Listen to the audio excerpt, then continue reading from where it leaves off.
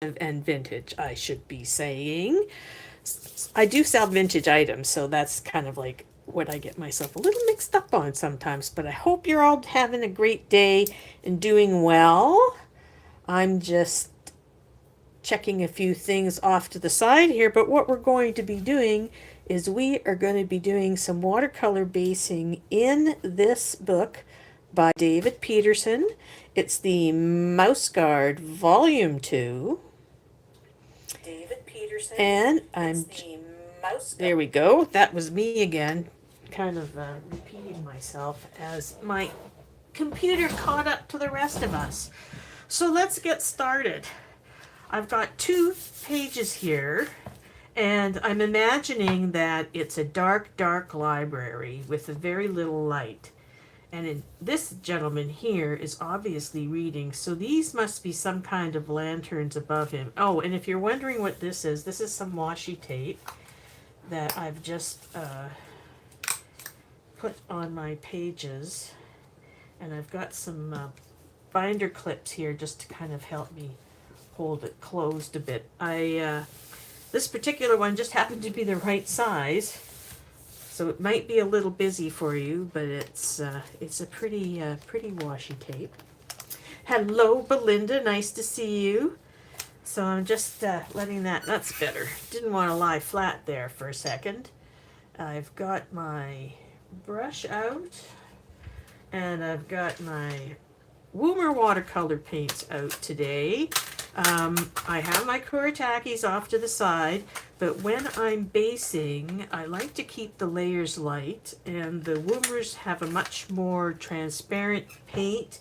The Kuritaki, just the way that the binders are in there, if you get too much paint on there, it almost has a plasticky film. Hello, Lori. Nice to see you. Thanks for stopping by. Let me just check, make sure that I've got everybody in the chat right.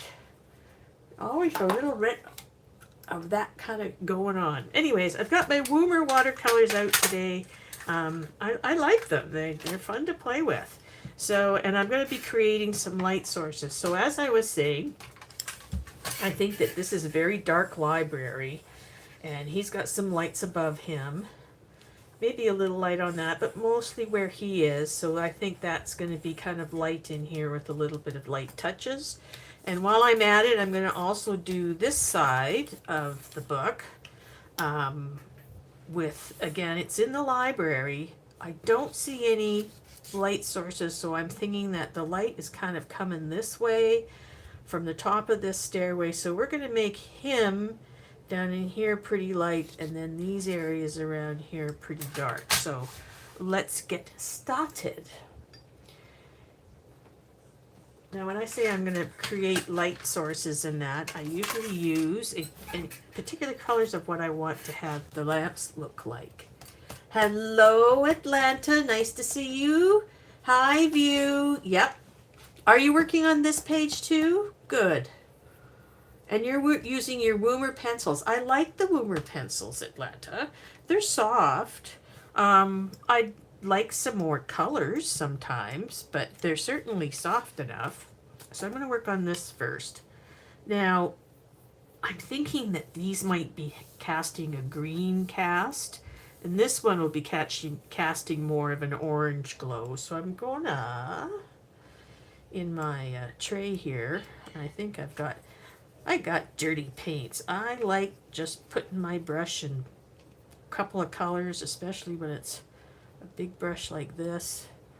I'm just gonna make it a little wishy-washy over here with lots of water and this big brush, and I'm just gonna paint on him.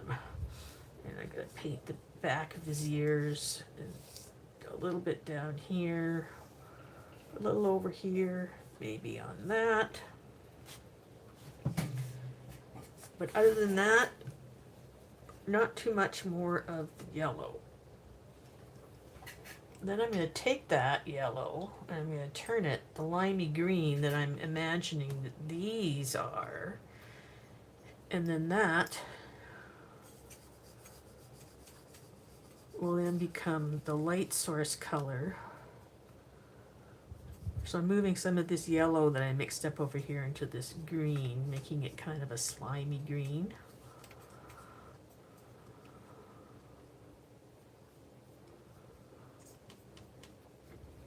Bring some more of that in, make it a little stronger. Okay, Devin, nice to see you here.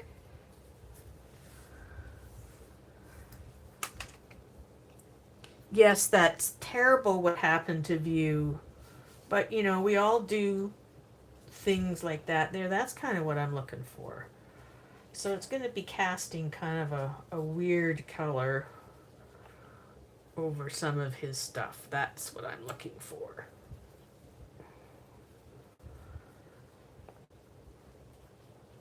And when I base these pages, I'm not looking to necessarily change the page in any way. I just want to see, okay, this is where I'm expecting to see this color, and that's what I'm going to do. Now, I'm going to, oh, there it is.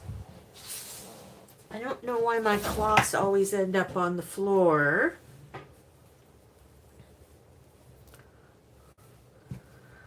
Okay. What is Brittany saying? According to Color Best, Woomer colored pencils. Yeah, they're coming out. I saw that, and I was also looking. I saw that they have on their website, they were selling them, but they marked them as sold out. That, or they're just not ready yet. So, anyways.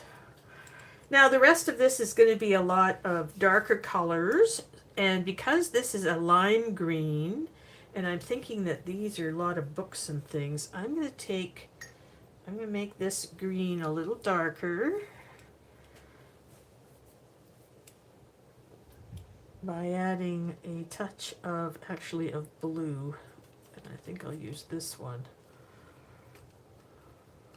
That might not be the color I want. That's a little too electric. Let's go browns. See, I changed my mind as yeah, that's going to be better. I'll add some green to that. There we go. Kind of muted brown green. Just give that a little more brown.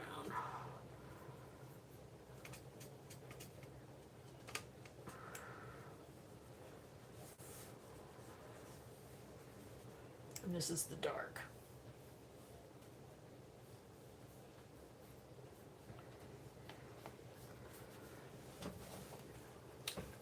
So that's how I start some of my pages. Let's try to get over on this one, because this one's going to be really wet. And then I can show you some of the ones that I've been working on. So that's what I had decided on this one, is that he's got kind of green light coming down here with the yellowish, and then the rest of it's going to be kind of a darker brown green color. That'll remind me about what my plan was. Now, him, I'm imagining this to be daylight, but I don't want to do it in a yellow, because I want the colors to be bright. So I think what I'm going to do instead is I'm going to leave this almost white. I'm not going to put any color over the middle part where I think the light is, which I think the light is going to come up around here like this, and up that balustrade to there, that corner, and then up like this again. So essentially all of that is going to be unpainted. What I want to do here is fairly dark, and it's going to be even darker than, actually that's light there, so it's going to be more in here. Can you hear my cat? Can you hear my cat out there? Hello, Joanne, nice to see you.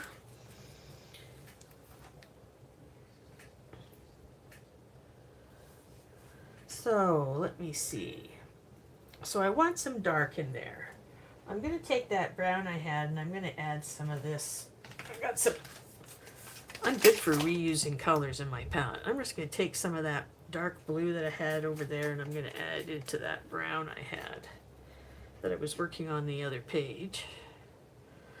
I find that this book really calls for not for darker toned colors. It's not necessarily what you would put happy colors in, you know, pinks and things like that. I think I'll take a little bit of that brown, put that back in there. I want kind of a browny gray, not blue. I'm adding a little purple in there. You can see needs more paint.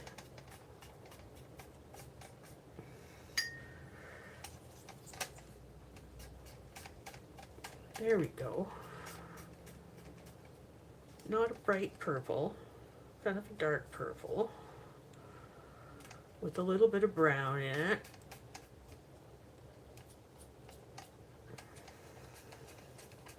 I just want to make sure I have enough.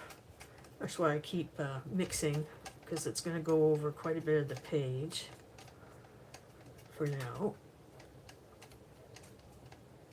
But this brush is perfect for it. It just absorbs all that paint.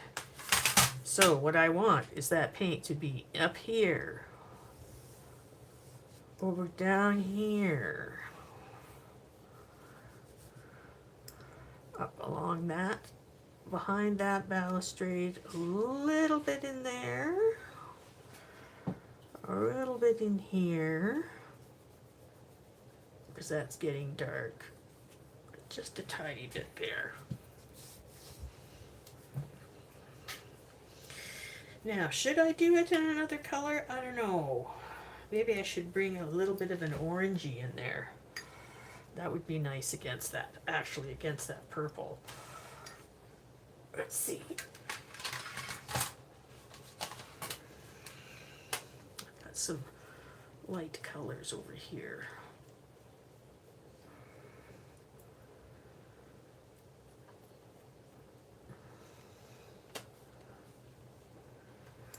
It doesn't look too much different than what I've already put down. I'm just gonna... Watercolor's great.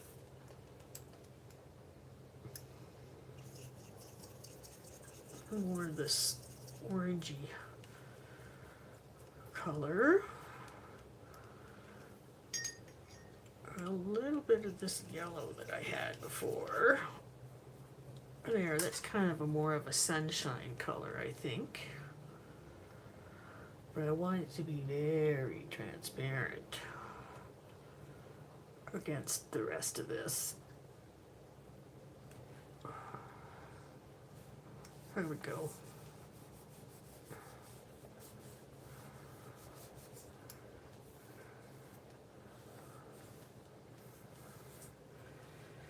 There. So, and already you can kind of see where I'm going to be going with this. So this one's going to be quite dark here, quite bright in the middle, and that just needs to dry now before I go any further. But let's take a look at what I have been doing in the mouse guard book, and then maybe I can show you some of the other books that I've been doing little bits and pieces of, and I'm thinking about starting a new acrylic painting of sunflowers that I've kind of been just doing a little bit of sketching on my canvas at the moment. So that's where this is. I'll come back to this yet. That one's still a little wet. This one's still a lot wet. But I can put, where'd it go? Where'd it go? I had it. I must have taken it. Okay. One of these will do. I just want to put something in between so I don't get the paint on the other page. So let's go. So let's go do a little flip through. See how things are going. So I did did finish these 2 pages off. I had to come in with a little bit more dark on the fish, I think the last time that we were talking. But I like this. Fisherman's up early in the morning getting his fish into the Mouse Guard Castle. I talked about this the last time. Very proud of this one. This one maybe not so much, but it was an experiment and I learned a lot, and I'm still going to try something with this stained glass technique in another picture. But this picture I am really proud of, and I started this picture with the same technique that I just showed you with the watercolors. I did pretty much yellow all over what I thought was going to be where the light was showing, like with all these little bits, which helped me when I was coloring to remind myself, no, that needs to have a little bit more color to it. And I really like the way that my carvings have turned out here, because I went and I actually put a little bit of orange pencil on all of them to create that reflection. So proud of that picture. And here we go. This I've been trying to find out what this plant is, and I believe that this is a poisonous plant. Is it witch hazel? No, not witch hazel. Oh, I'll remember. I will remember. But it's got very dark purple berries that are poisonous. So I'm thinking this is some kind of a sage or a medicine person in the mouse castle. Got a couple that I've missed. Oh, here's a couple that you saw probably 4, but I hadn't quite finished them. So my little guy in the snow with his flame. Again, this is a picture. I started very much the same way, where I gave the flame a lot of yellow and touched like the top of his head and some of the pieces of the snow and his arms with the yellow, and then proceeded to put really dark blue against the sky and the branches here so that they'd come out dark. This one again, just decided what I was going to go in the background, put a little quick base in there. That one doesn't have as much light, so I just kind of based the red of the bird, the brown and green of the cottage, and a little bit of color on the partially snow-covered ground. Belladonna, that's the one. Perfect, yes. Belladonna, that's what it is. Stevie Nicks, Belladonna, that's the one. Maybe I'll dress her like Stevie Nicks. Use that color combo. But yeah, that's what that is. So I'm excited to try and match some of the plants if I can figure out what they are. Here's another couple I finished. Again, using the method that I'm showing you in the back here is I'm just applying my yellows and my light sources, and then applying a very dark color over the rest of it, and then going over that with my pencils.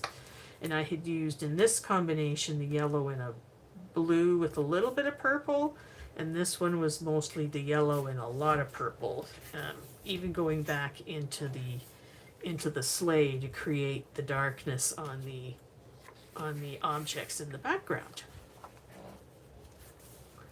Thank you, Lucy. Thank you very much. I appreciate that. Thank you too, Devin. Yoland. This was just a little cute, little bright, happy day picking the blueberries, and that was a lot of fun doing all of the different leaves. Yeah, pinkies and blues. A couple more pages. These are all blank. Oh, here we go. So here's the bakery. He kind of worked the same way as I did the blacksmith, except he doesn't have quite as hot a forge, I don't think, to bake his treats. And then this one, I imagined it to be just early morning, sun's coming up through the fields, and the the house between the houses hasn't gotten quite bright yet because the sun's not overhead. It's just peeking through the fields of grain in the background. And that was a lot of fun. And again, these are done mostly with just putting this out in blues and then going over them with other pencil crayons to achieve the coloring effects, like the brown is over the painted blue to get the wood in the dark. Yes, they would burn to a crisp. So I didn't make it look quite as hot as the other one, but just a nice gentle warmth to help him out. I'm having a lot of fun with this book, and I'm really excited if I can ever get it finished. So there we are with these ones. This is where they start. Yep. What's happening here? Oh, I got some of the washi tape is stuck to the rest of the pages here. Hold on. There we go.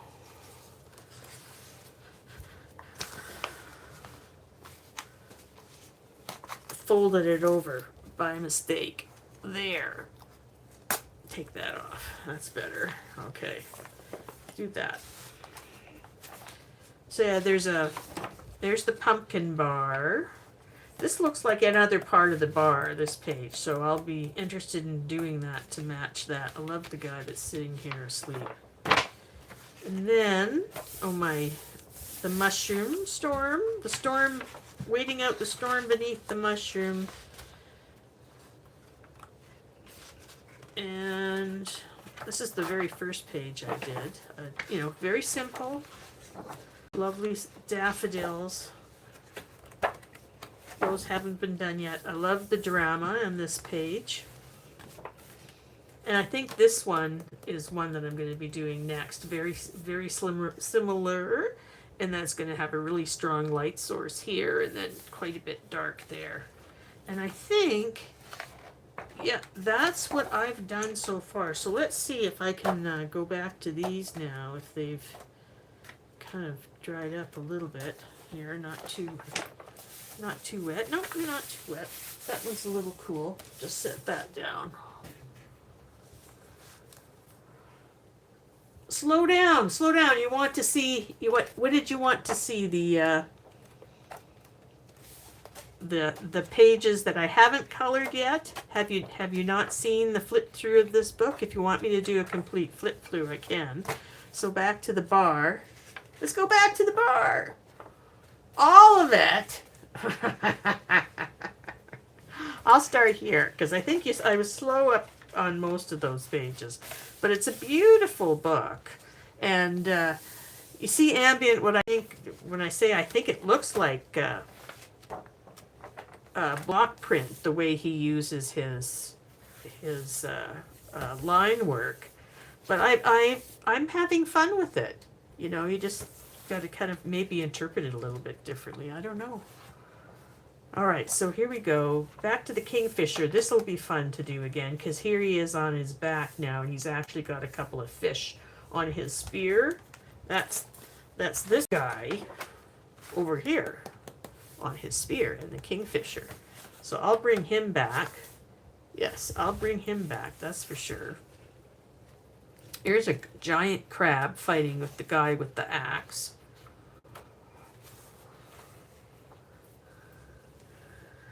In the bane of your artistic existence, this particular book. Oh, I think this is the one. This is the one that I want to do with my stained glass window coming down over the mouse that's lying in state here. And these are tiny lily of the valleys. I've got some of those in my yard.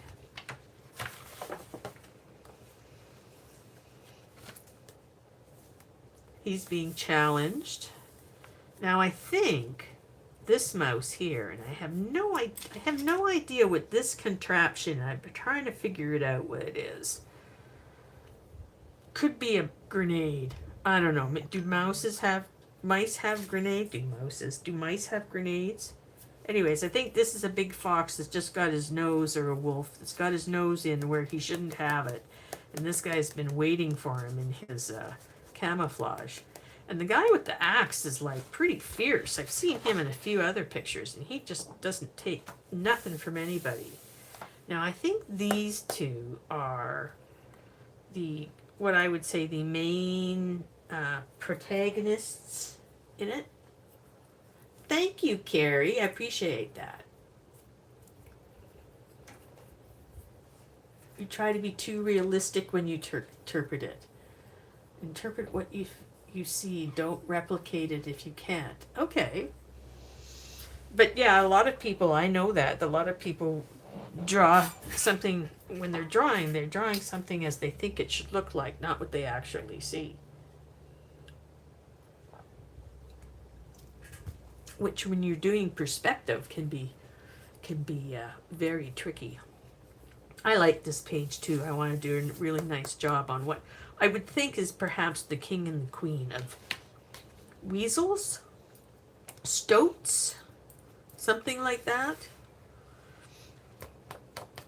Weasels and stoats can be very nice colors. Okay, so what's going on here? We've got this guy stealing eggs, and this is he's getting away somehow from all of that mess, and I believe that that's probably the eagle's eggs that the snake was after, and the eagle's not putting up with any of that, and he's just gonna, maybe the mouse might take an egg? I don't know. I like that one too, with his nose in there. There's another one, I think. There's another one actually where I think he's actually killed the wolf. I like these two pages too, because he's riding this big stag beetle, and the stag beetle is getting a ride with him in the canoe in this picture, which is kind of fun. And that will be fun to color, because I can see him in all like those oil slick colors, you know, the black that reflects the blue and the purple and the green all along it. So that might be fun trying to replicate that on that bug in both those pages. I like to think of different things to do on the pages to challenge myself. This one's kind of it's got dandelions and a big sword here, which looks way bigger than the mouse, but maybe it's that guy's sword, because he's got a funny hat on too. Could have been maybe one of those stoats, like this guy. He's got kind of the same teeth. Not necessarily the same hat, but he's got the same size of sword.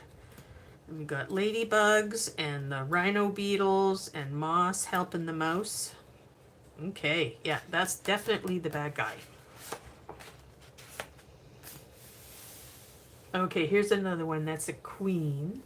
And I should know what these are. I should know what this flower is. I will look that one up too. It's a beautiful flower. Now this page this is going to be a Canadian maple leaf, a red maple leaf on all of these. It's going to be red for Canada. That's what I know about this one. Other than that, I haven't quite decided what the lighting is. But it is going to be what?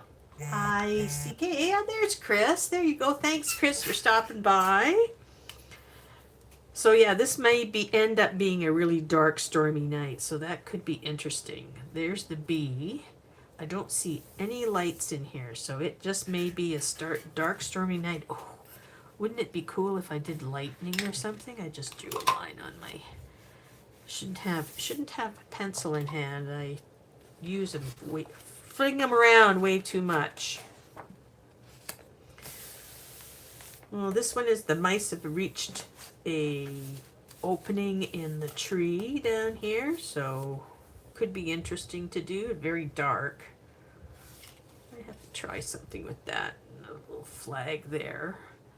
And the snaky, trying to sneak up on this mouse with his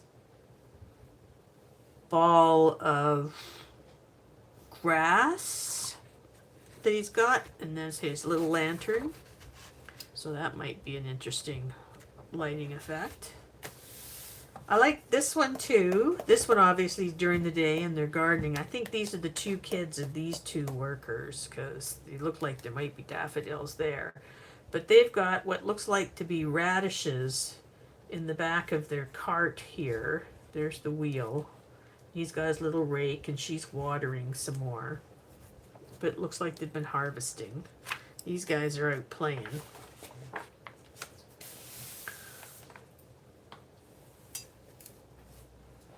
Canada, yep. Chris, am I missing anybody? Nope, okay.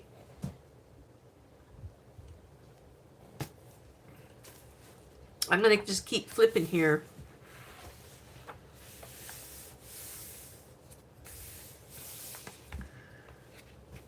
The mouse generals, that could be interesting.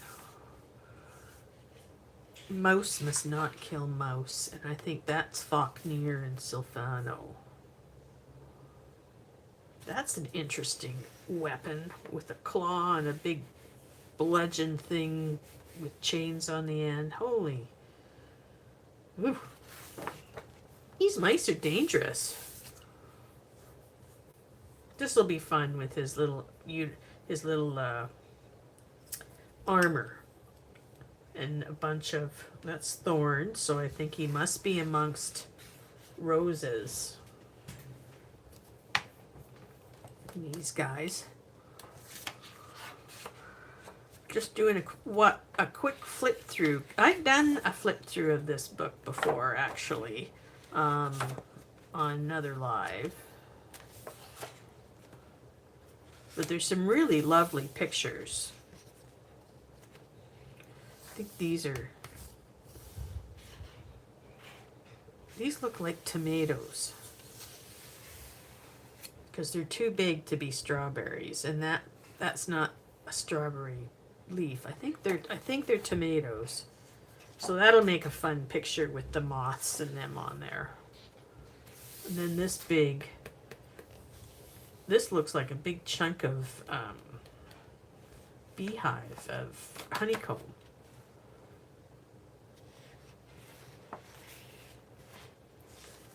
Some of them will have just a nice homey look. This one's going to be fun because this will be that's puppets in a puppet show, so that'll be fun to make like a texture possibly on that.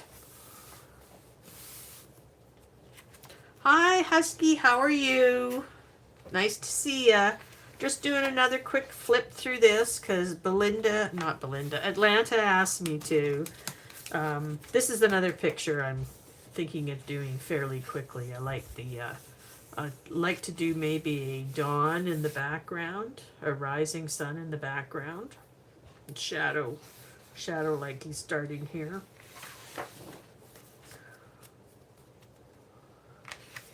They're all so dramatic.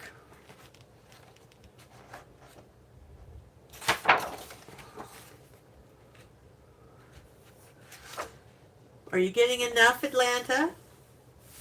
Oh, you want the colored pages. Okay, well here I'm back to this one. Yes. So yeah, this is my colored one. I like the drama of this one. I think I'd gotten all of that was my last one. I think I covered all of my my colored pages that I had already in this book, and I'll continue to do a little bit more. But let's go back to what I was doing. Where am I? Is it that far up? No, there it is, right there. Stuck together, right here. Which is doing just fine now. I can add a little more paint to it if I like, which I may. And pencil. And I've got my, yeah, I got my pencils right here. Just move Mr. Voodoo over there. And I have my Prisma colors and all sorts of stuff. Move that up a little bit. There we go. So you can see. And I'm just going to add a little more color to some of the objects in the room before I start coloring them. Like the mouse. Doesn't necessarily have to be green and yellow. He'll get a little bit of a gray brown color going. And I'm just mixing color in the tray here beside me. I'll put it over here so you can see. I kind of used the purple that I had over there, add a little more brown to it. I'm bad for that or I'm good for that? I don't know, but I make a lot of colors with my paints, and my paints look awful. But that's how I do it.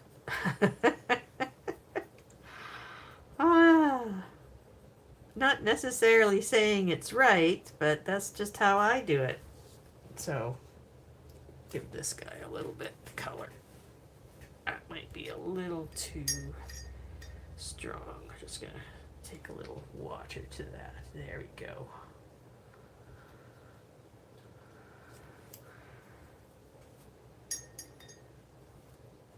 Add a little more over here. That'll make it easier.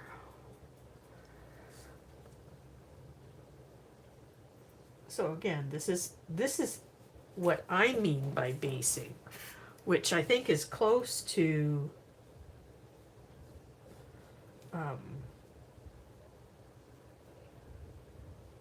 what Atlanta had thought about basing. I might be wrong. I'm not going to put words in her mouth. But I have seen our artists put what they call a base color down to create mood, or just to get rid of the white sometimes of your canvas. I'm just putting a little bit more darkness underneath his cap here. I'm gonna try to be not too liberal with the water. I don't mind if it comes through on the other side. Usually I can fix it with something, so it's not a big deal. So I've given him a little bit of a brown. I'm going to use that same brown. Just do a little bit of this wood here.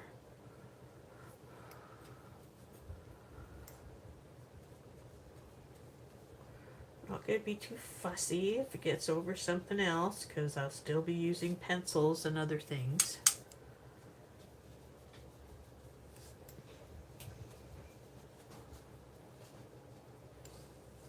And create some of that darkness. Now that's starting to run out a little bit. We'll just put a little up there. I'm trying to stay away from the green and the yellow.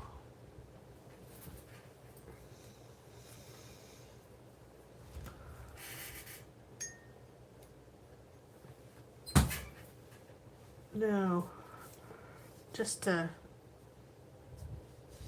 have something a little different on the page. Can make the books kind of a reddy color, because I can. And that'll mix with the other two colors that are on there, create something of its own.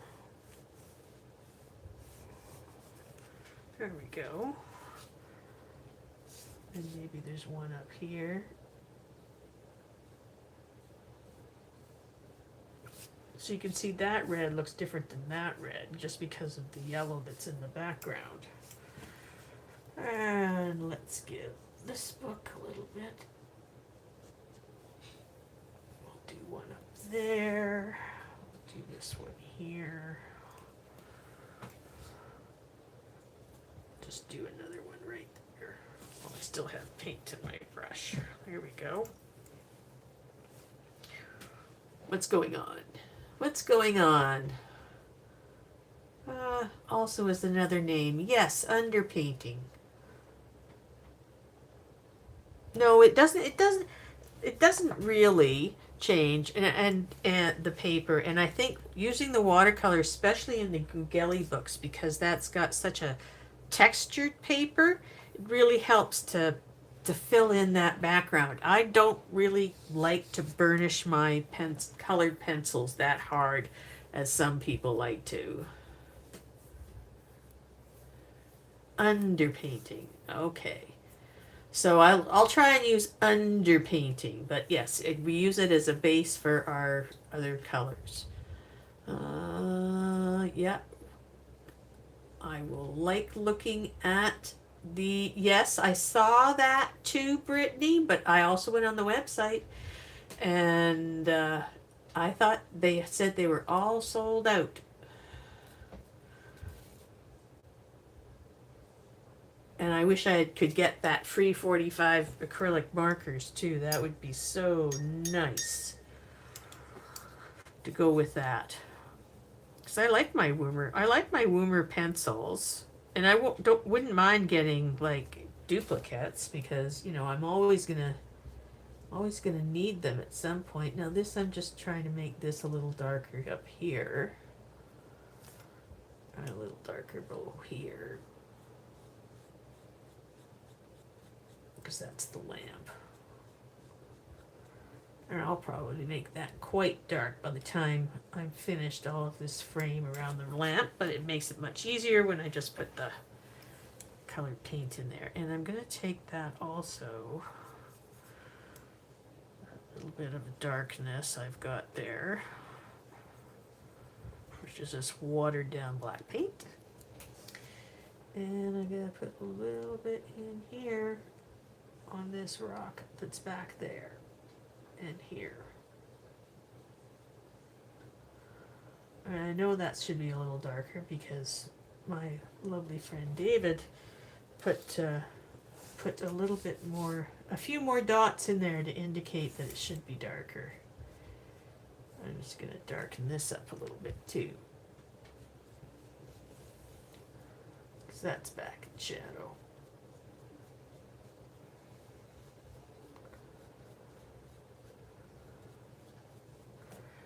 There we go. And down here. And I'm trying to choose bits that sit against each other so that you can see how much difference there is between light and dark. So you can see that, you know, I've left this quite a bit lighter, but I've added that black in behind to show that it is in the background.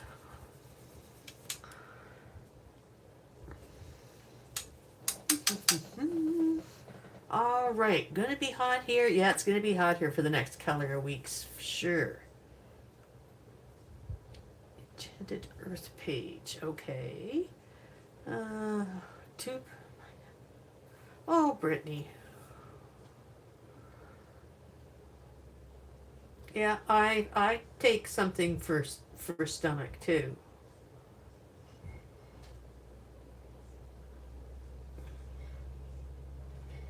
Mm-hmm. Well, you take care of yourself, Brittany. Hope you can find some relief. Having upset stomach all the time is awful. The problem that I had a couple of years ago, and I think it's got more to do with perimenopause than anything else, is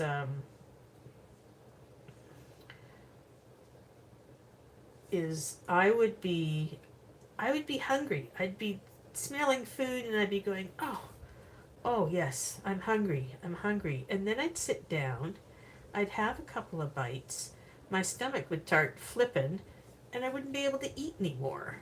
And it was like, oh, I can't live my life like this. That's just horrid. So I went to the doctor, and I've got something that helps my stomach. more than anything else anyways. That's what it's for.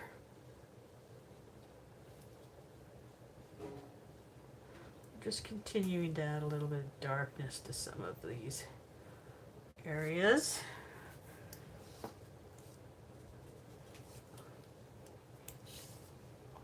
Back here.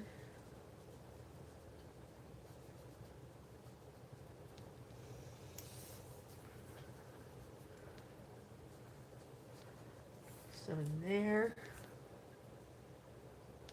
I think it might be raining outside. I can hear drippy drips, you know what I mean?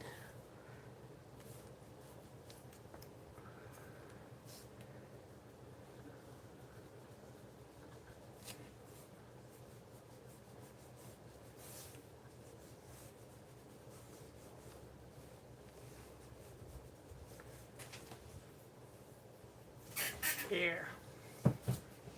Yeah, it's going to be kind of greeny, slimy light coming out of those iridescent bulbs here. And I'm going to be using some of my, neon greens. That's for sure. The chartreuses, yellow chartreuse, to make that just glow in the end. That's where I want to go with this picture. So while some of that is drying, yeah, we still got some wet spots there. Let's see what's happening over here on this one. Alrighty. So, I've got some dark spots and some browns and the mouse. The mouse, I think I'm going to do him, make him a little gray mouse.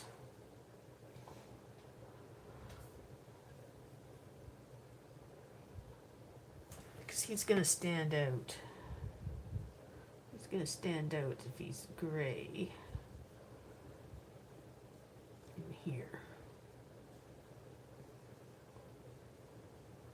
And we'll just put that on him.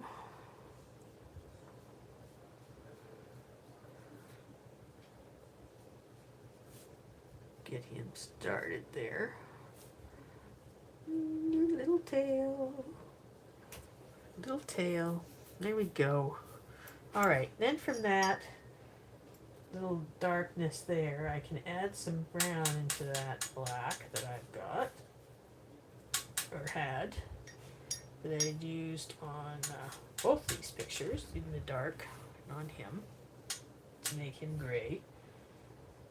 I'm just going to add a little more water to this darker brown I got going here.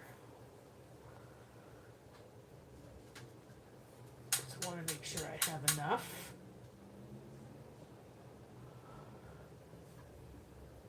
Because it's going over a lot of this picture. So it's going to go over all this here, which is the library bookstands, right? And it probably should go on the floor. I'm not going to worry about painting over the rungs. That'll get fixed. This back here should be dark. Didn't really notice the railing snaked away like that until now. There we go. Because remember, the light's down there. Put some in here.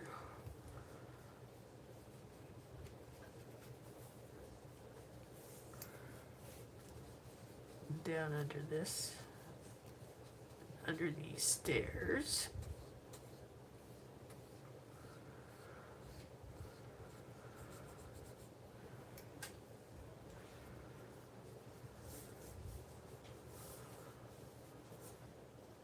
Under those stairs like that. There. A little bit there. I don't want to put too much on the carpets because I'm going to make them a nice bright colors, I think. Do a little more over on this side.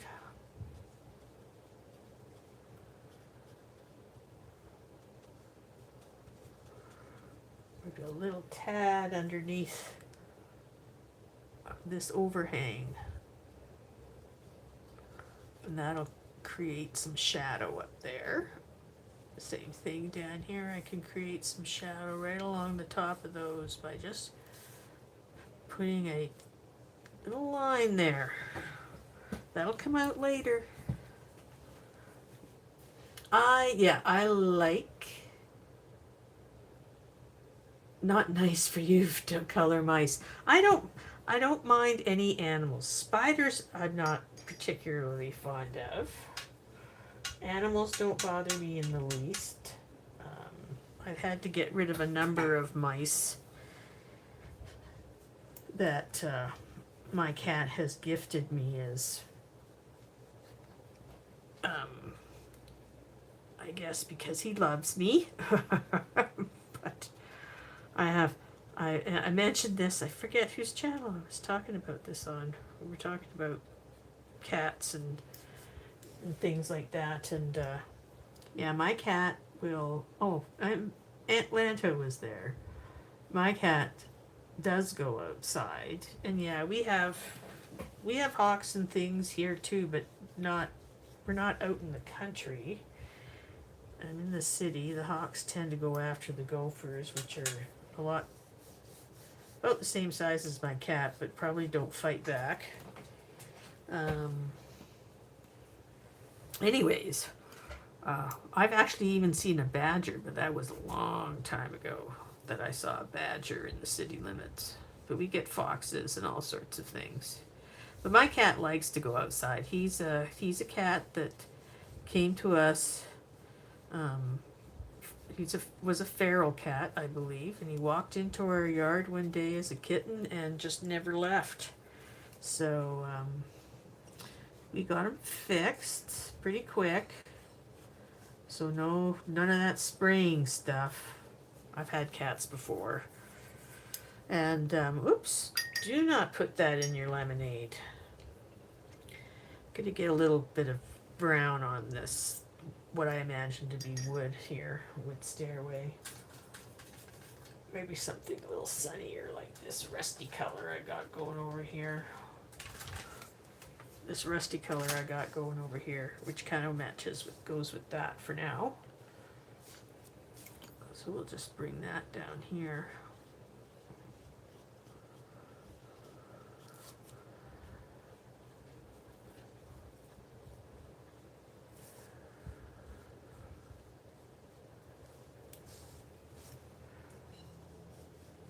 There, a little bit there.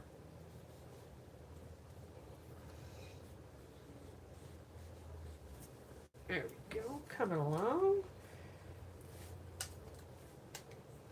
A little bit of that there.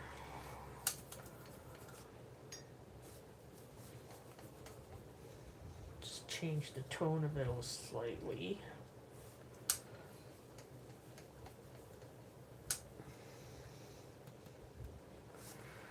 And we'll do some up here.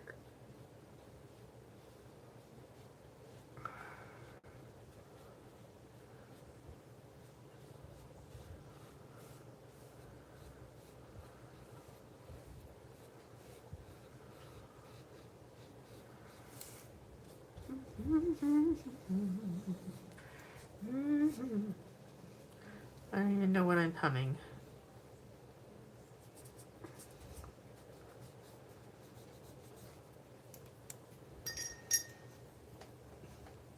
So yes, so I should call this underpainting from now on, which would make more sense, because I also come from more of a artist background than a coloring background.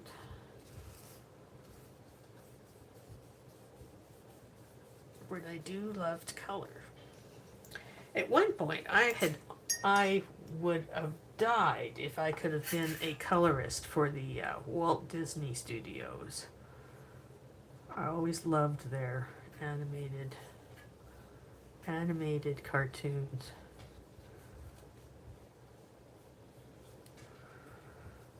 And the backgrounds on some of those, if you look at them, are so artistic. The characters are always the same, but the backgrounds are fantastic. In fact, Fantasia, which I have on VHS tape,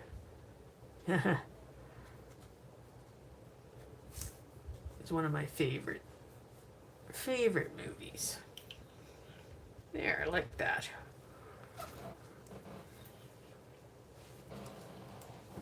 Well, hey there, Auntie Chris. Okay, let me see. Let's see what's going on.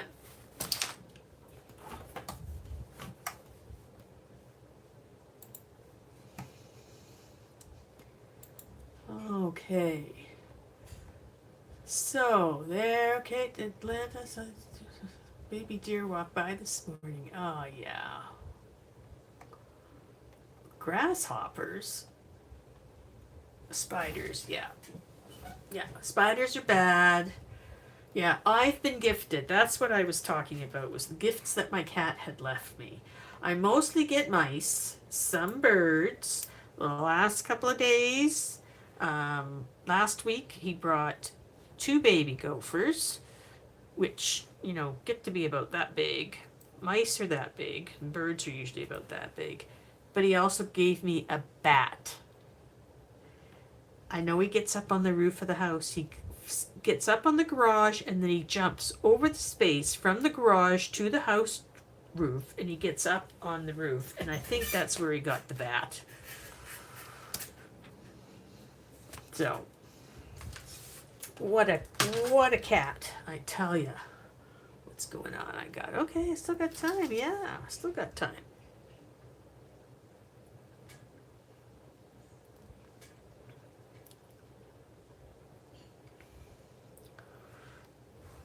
There we go. All right, so I think that I might tackle the rest of this now with my coloring pencils. This one feels pretty good. This one's a little cool. So I'm gonna, oh yes, he does. He does. Take care of my boy. He's a monster, but I take care of him. All right, so I'm just gonna set my watercolor paints down. I know what else we could do. Should I do that too? No, let's continue with this. This is what I said I was going to do. I'm just gonna bring my coloring pencils over here.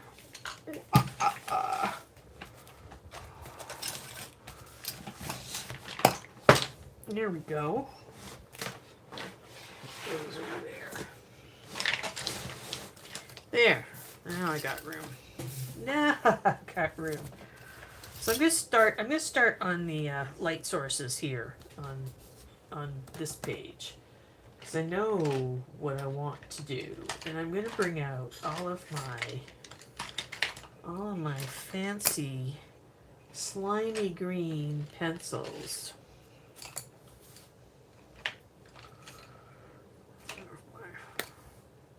And I mix up the brands with my pencils. Right now I'm just looking at the tips, because frankly the tips will tell you what color it is. It doesn't usually change. I want a little darker one here. And I can take that pastel one. There we go. So I got a number of pencils here. So Woomers and Prismas and StarJoys and a Black Widow, and then I got a Pastel, StarJoy, more Woomers, more Pastels. So that's kind of what I'm thinking about for my colors.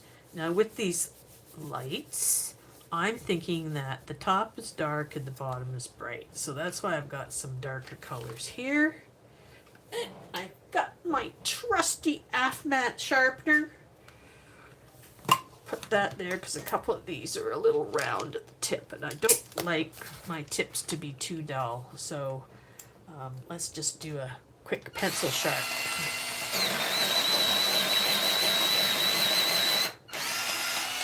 That wasn't too bad. There we go, like that. And that one will be a quick one. Love that. There we go. So I'm going to put these down. And I'm going to start with the tops of my... Don't you just love how you pick what you start with first? You know, me, I like... Oh yeah, this is the main object. This is the one I want to do. And then go from there. So this is one of those, what I would call, it's a pastel colored pencil. They were all kind of lighter colors in the box. Oh, pastels. Pastel came from Poland. That's where it was. It was a Polish product.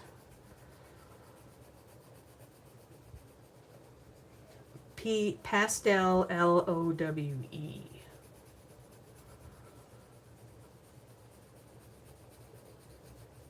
So there, like that. Do that over here on this one. So they're all kind of the same.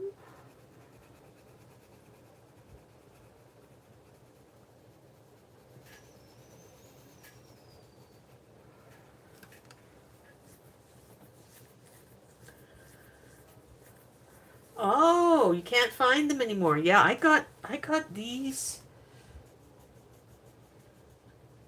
Oh my gosh, 3 years ago? Because I just didn't have the pastel colors that I wanted. You know, I love Prismacolor, but there's still some colors in there that they don't have. And I had the big set. So, there you go. So, there we go. Take that. I shouldn't be saying so that much. I have better vocabulary than that.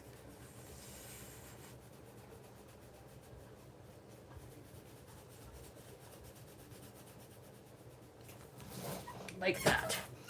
I like that. I'm just going to give it another little bit of shade of this little darker one here. Up near the top.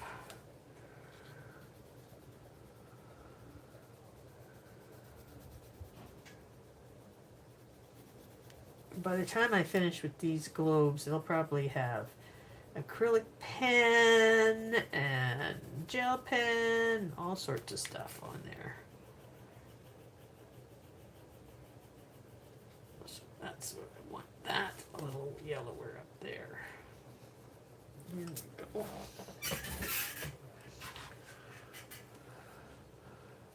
I've seen those, Chris.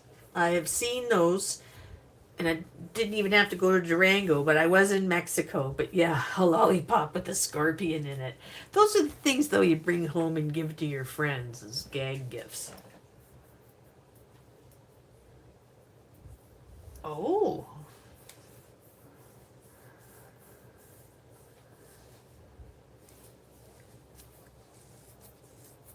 I don't know what a scorpion would taste like. You know?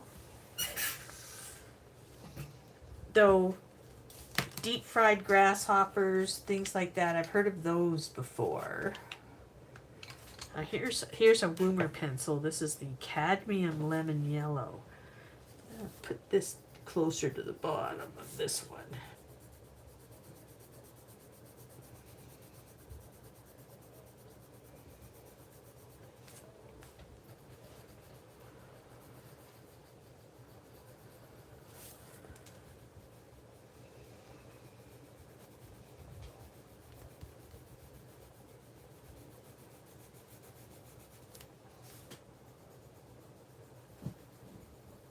I forget what I was talking about.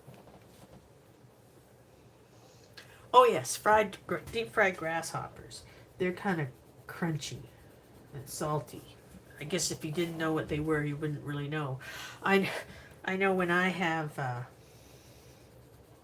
you can get shrimp and you can get crispy deep fried shrimp without batter, and like they still have the little tails on, those are kind of good actually.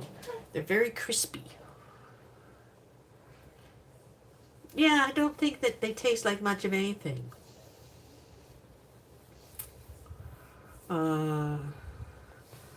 Yes, Momo might like it, but I wouldn't want her to catch a scorpion. I wouldn't want Momo to get stung. I don't think those scorpions are enough to actually kill a human, even though you might see them in all of the movies, right? But it might hurt your cat for sure.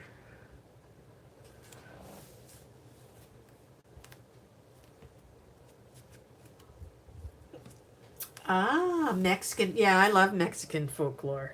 I love Mexico, frankly. I love to go holiday vacation there. On the East Coast. The Mexican Riviera. It is beautiful. Truly beautiful. The Mayan Riviera. Riviera Maya, they tell it all that way, they call them.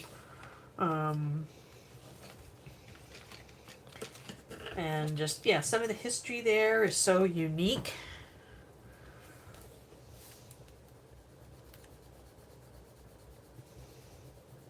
So I'm just kind of continuing to build this slimy green orb.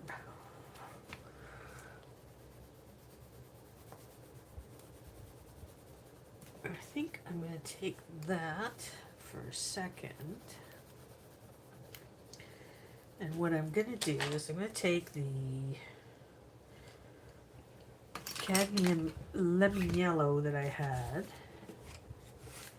Or is this the... I'm going to use the yellow chartreuse instead to light the top of his ears a bit.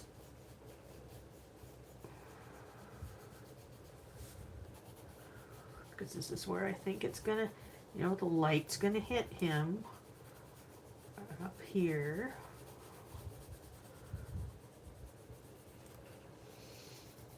I'm still underpainting, but I'm underpainting with my pencil crayons, if you know what I mean. A little bit more here. Just trying to judge a little on his shoulders.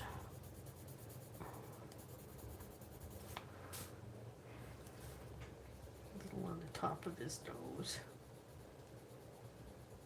because he's leaning into the light.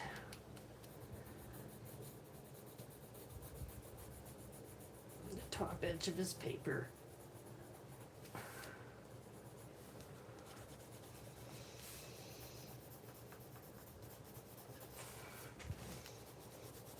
Now I'm just kind of using my pencil like I used my watercolors and just adding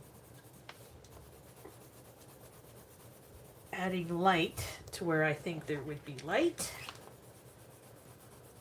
which in this page is kind of a yellowy green light.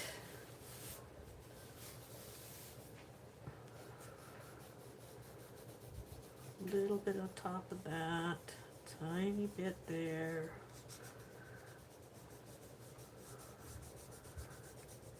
Tiny bit there.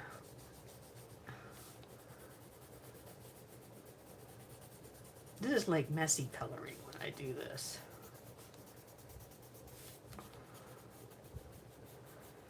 These edges of the books are just catching it a bit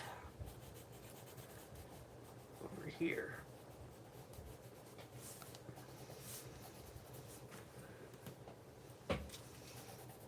Tiny bit on his chair. A little bit down the rocks. Okay, that's coming along. Okay. Where are we here? Great. Oh, yes, I love cryptids. I love all sorts of them. Chupacabra, yeah, got that one. I know about that one. Yeah, Mothman, yeah. Bigfoot, yep, that's him. Yokai, that's Japan, I think. Yes. What I call messy coloring, you just call coloring. Okay, well, it's coloring then. But I'm not trying to stay inside the lines in any particular instance in when I'm doing that. Yokai is a Japanese demon. Yeah, the Kappa is a yokai. I read that. What colored pencils outside of my Prisma? Well, I mix them all. I mix all my pencils up. I do have Woomers. I have StarJoys. I have Pastelos. I have some Black Widows. I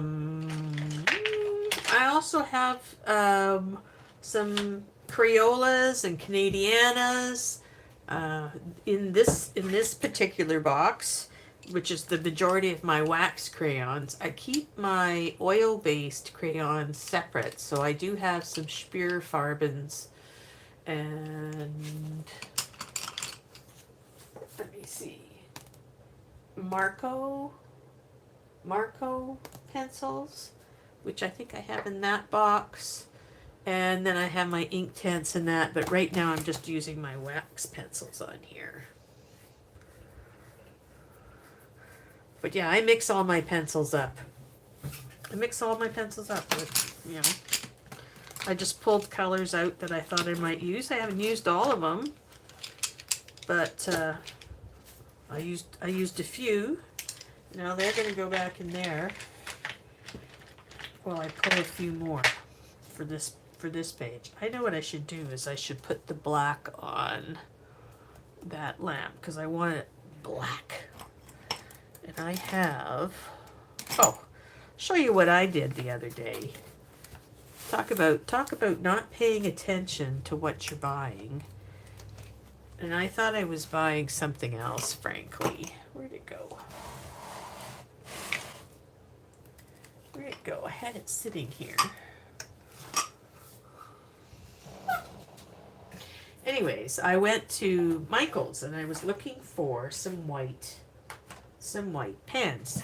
In the end, I did get some white pens, but in the meantime, what I had bought without really knowing it was a Sharpie pen. Ugh. Is that it? Nope, that's not it. Can't see a pen on my desk for nothing.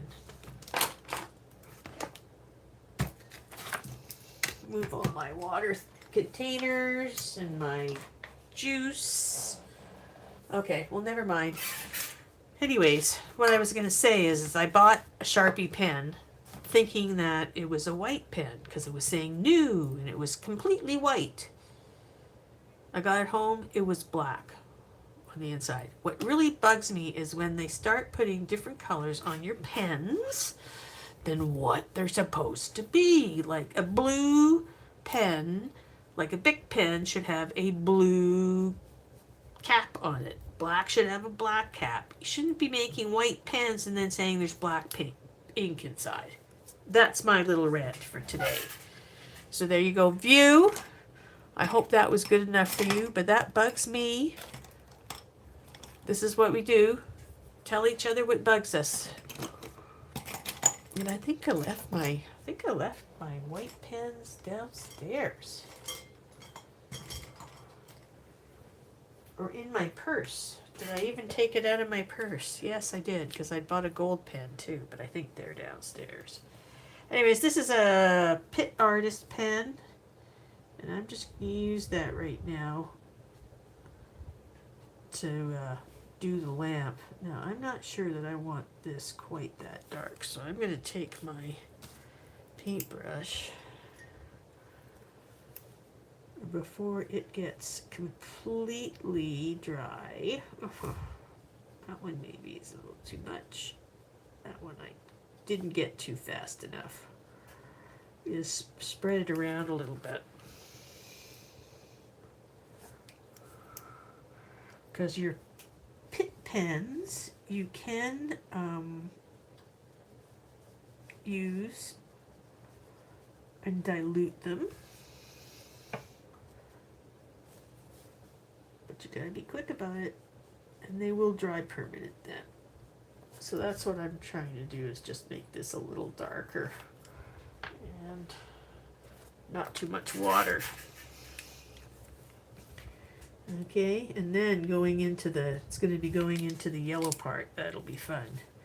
I'm probably going to take my smaller paintbrush to do that. But you see how that can you can just spread that pen around a bit, so it's not quite as intense or dark black.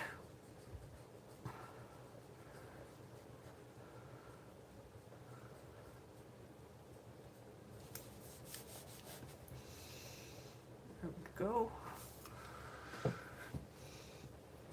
These are nice. What are you up to now? When pencil companies don't put their pencils in coloring family or their swatches or in their boxes. Well, I don't like it when they actually give you crappy swatch paper to put your stuff on. That's a pain in the butt. Because usually I like to keep I will do the swatches on the swatch paper that they've given me, because that will generally fit in whatever container they came in, right?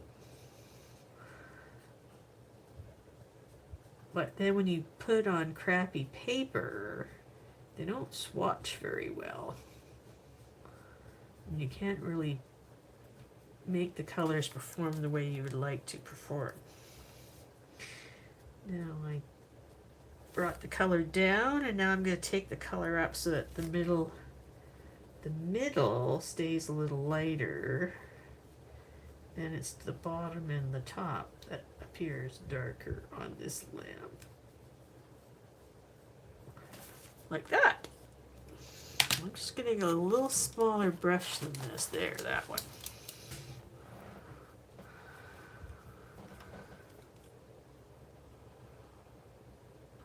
Probably not.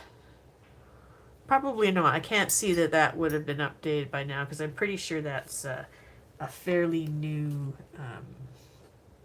thing that's out.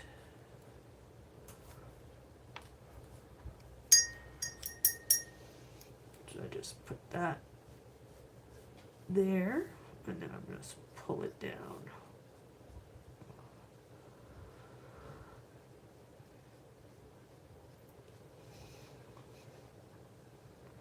And the Pitt pen acts, it does act like an ink.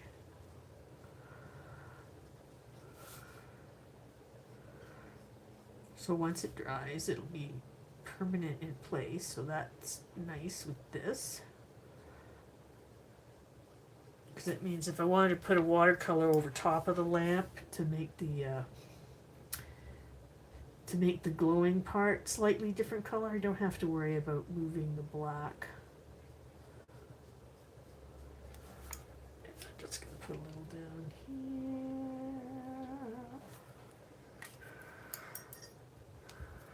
Take my water. Swoosh it out.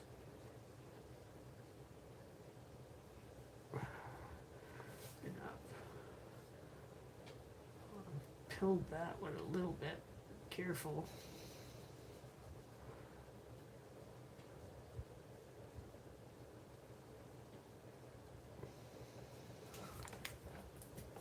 Up here.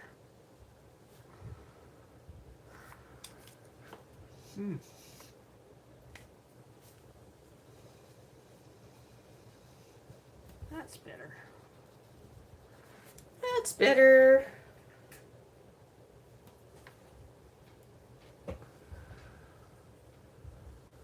Oh, yeah, I swatch probably once just to try and have it in my box with my stuff. But now that I've got all my colored pencils out here, I don't find that I look at the swatches so much as choose the pencils from the box and then swatch them on a piece of paper next to me just to make sure it's the color that I'm looking for. Sometimes it goes right into the book, the coloring book, which isn't necessarily what I want, but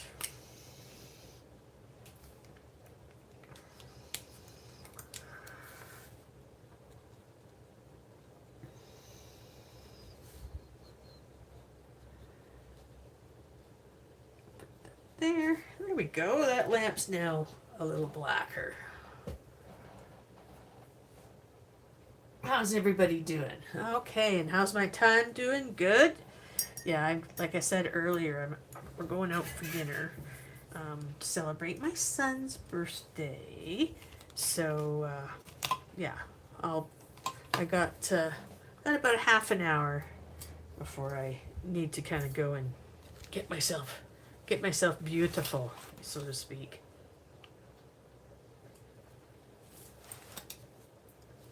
Okay, let's put the lemonade there.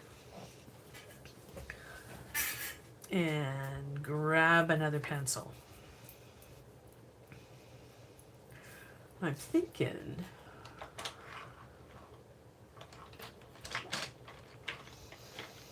I'm going to start adding some more colors to some of that. Let's do some of the wood while we're at it.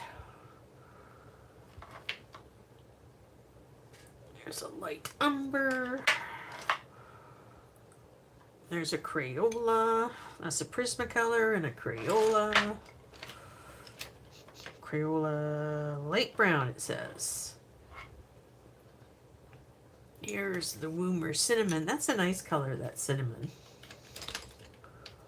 And I think I want something a little yellower to bring out some of the warmth. So that's a green gold, Woomer calls it. We'll see how that works. Actually, I think this one will be better. I just need to sharpen it. This is one of the pastels.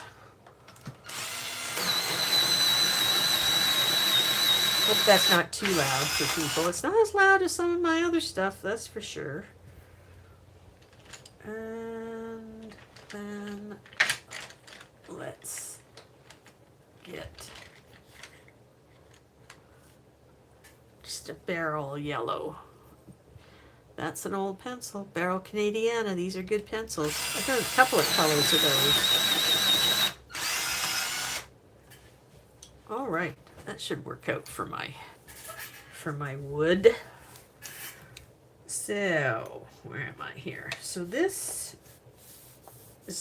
piece here is wood, but I'm envisioning this kind of to be reflecting some of the light. So I'm just going to put a little of the lighter color on this edge because it's kind of tilted up.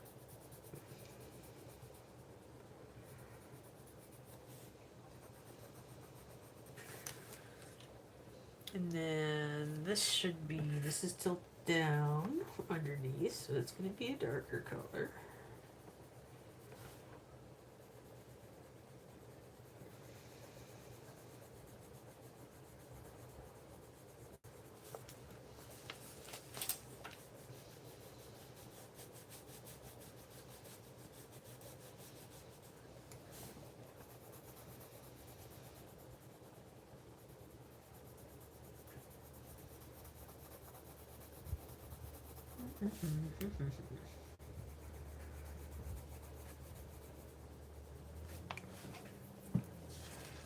And underneath is even going to be darker still, which I should bring out this dark brown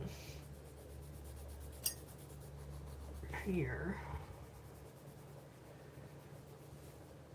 This is not all going to stay just like that. I'm adding some values, tonal values to the objects for we'll start to actually color them. So that, here's part of the bookstand here too. So that is, yeah, that's Bookstand.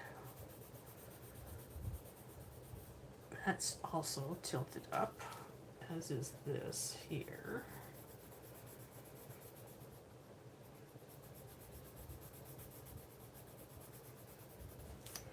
And then this is going to be this edge.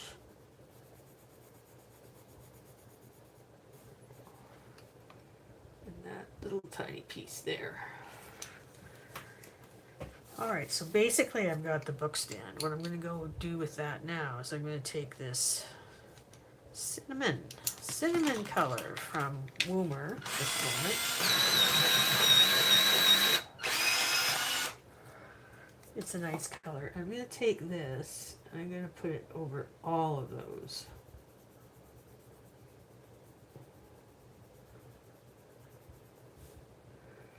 Now if this was a tree, I'd be making it a little more less. I'd be doing it with a little casualness and not so solid.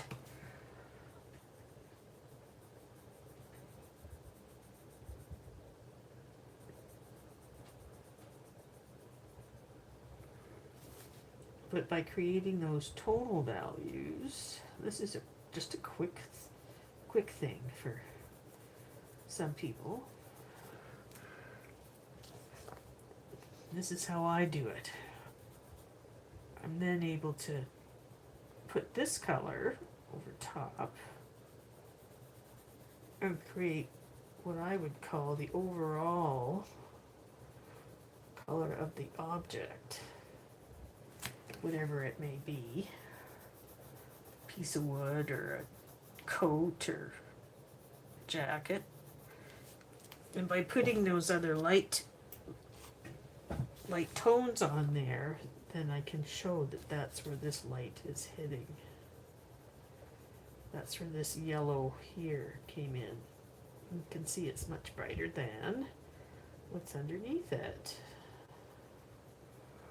And I can expand on that yet, but I've still got a lot of wood to color, so let's keep going.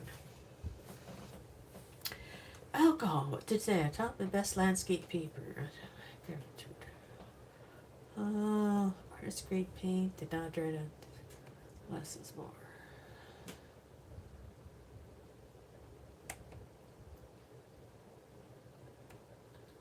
Okay, just a sec. I gotta go back on this conversation. What's going on?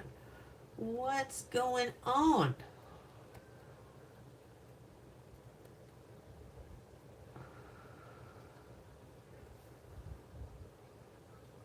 Yeah, the Woomer's missing a few colors, I think.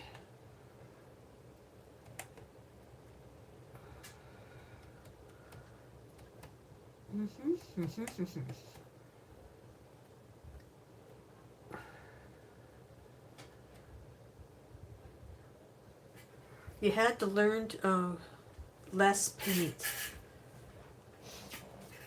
Yeah. That was oil painting too, wasn't it? Ambient, Atlanta.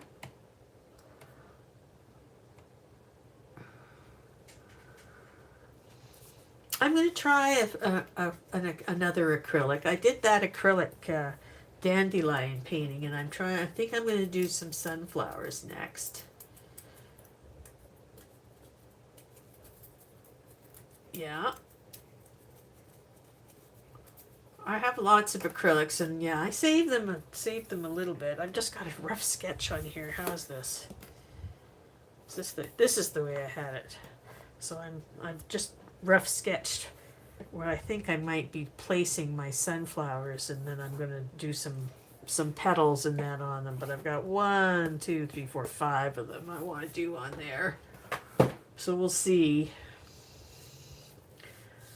Only acrylic and a bit of watercolor. Okay. I've not been trained in anything, frankly. So this is, like I say, I'm not the teacher. I can only show you how I do it. I'm just going to put a little binder clip on this corner here and wants to pop up on me. All right, whereas wood. I got some dark wood in there too. I'm just going to sharpen, close your ears.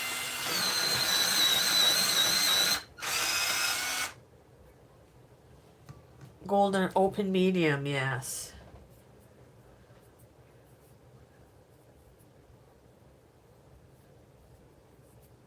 So what a teacher does, Jane. Okay. There's no paint, teach us how to paint was great. Yeah. Well, as I said, I can only show you how I do it, so that's what I'm gonna start. That is maybe an off-camera thing too. I don't know yet that I could do an acrylic painting and talk to you guys at the same time. I have a hard enough time doing what I'm doing now and keeping up a conversation with myself, which is sometimes what you feel like you're talking to yourself.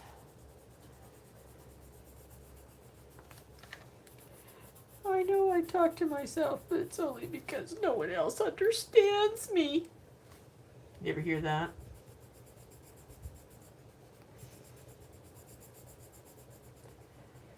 So this is my Prisma dark brown, just getting some of the what I would call the darker areas.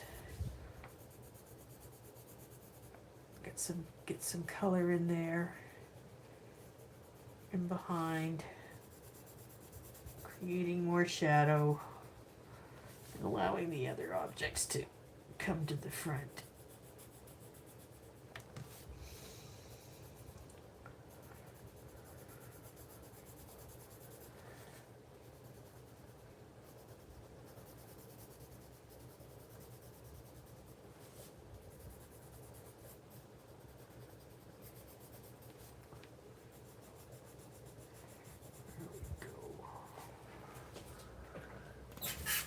Go like that. Yeah, see, that's turned out good.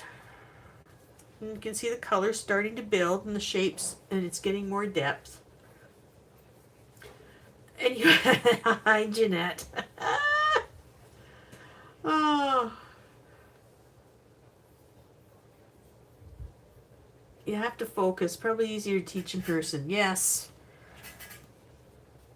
I imagine it would be, especially if you're painting your, trying to paint yourself at the same time.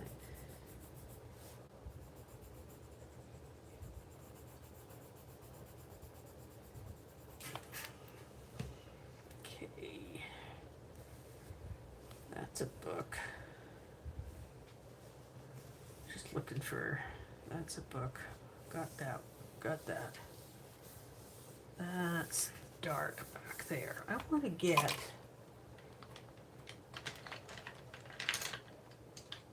here, eggplant to put in the back here. Create a little mood. The green and the purple. I like that combination together.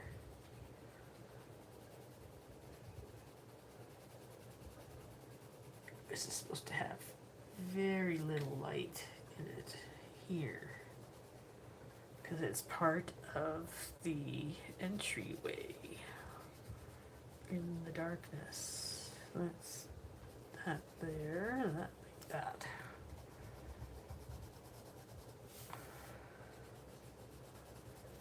There we go.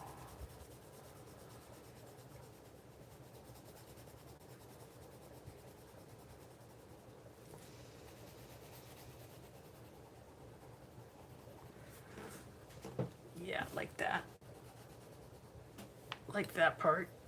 And I think I'm going to take that same purple and go up in here and darken up behind this.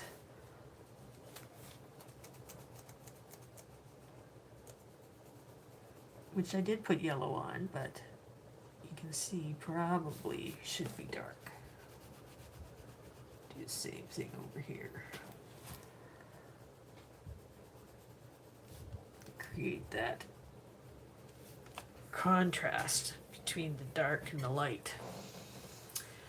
Oh, what's Lucy being mean to yourself? You know, Lucy, I didn't realize that you could paint on paper with acrylics until a couple of months ago.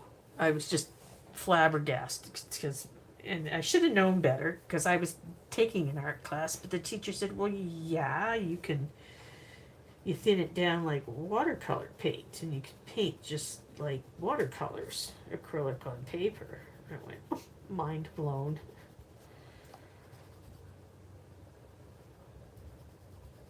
So before I kind of get into painting that there, I have an idea. I just kind of laid it out on the board. I have a few artist boards. When I find them, I can find them brand new at the thrift store for way cheaper than at the art supply stores. So I just kind of, if I find them and it's that price, I'll buy them. I got a really huge canvas that I think I picked up for $5, and it's got to be 3x3. Just waiting for a good reason to use it. So I'm just adding this purple in on some of the areas that I want to be a little darker. It'll meld with the other colors that I use and create that darkness. Put a little bit here, a little in there.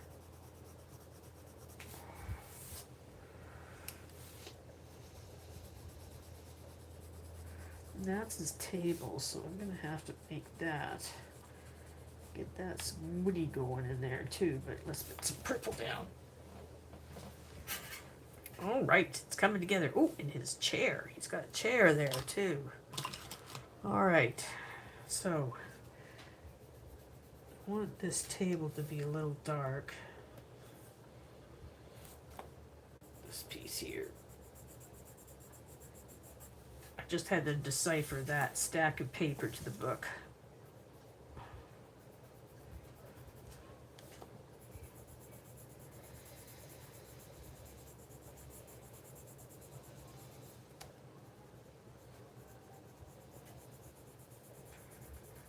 There we go.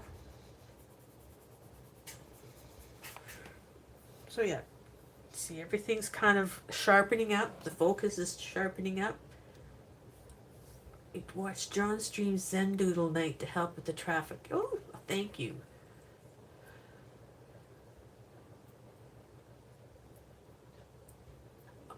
Oh.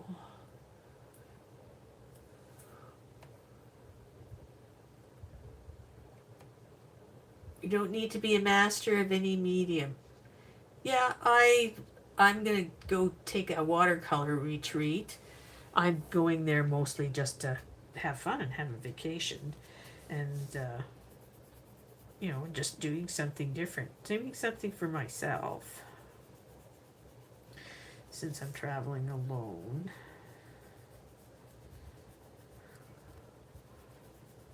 Never thought that would happen to me. I see you were talking about someone that passed away too soon. Well, yeah, that happens. My husband passed away too soon. It's been 2 years. 2 years this past March that he passed away. And yeah, it's hard sometimes, but I need to get out. I've still got a lot of energy, and I need to go out and have some fun and do some things for myself, because I may have a lot of life yet to live, and I'm not going to spend it sitting at home feeling sorry for myself. Ah, here it is, the chair. I want a chair. Little there. Okay. Take the little ochre. Don't want it quite as dark. Give that a little whoosh down there. And come back with that cinnamon again.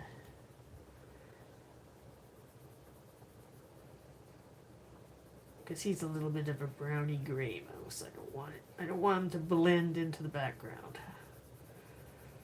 So put that on his chair. There we go. I think I want some down here too.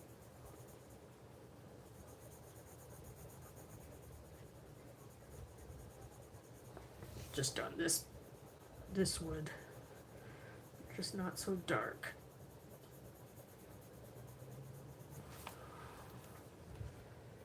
Some of it needs to be dark. But that's all right. We can fix that. Okay, like how this is coming along. Should come up here.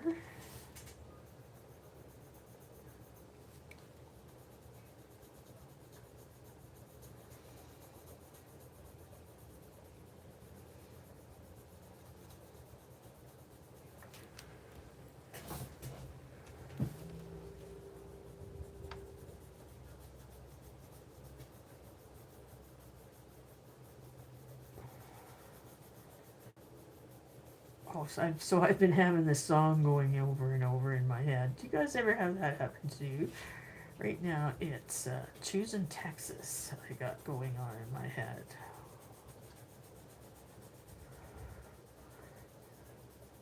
Does it take a crystal ball to see?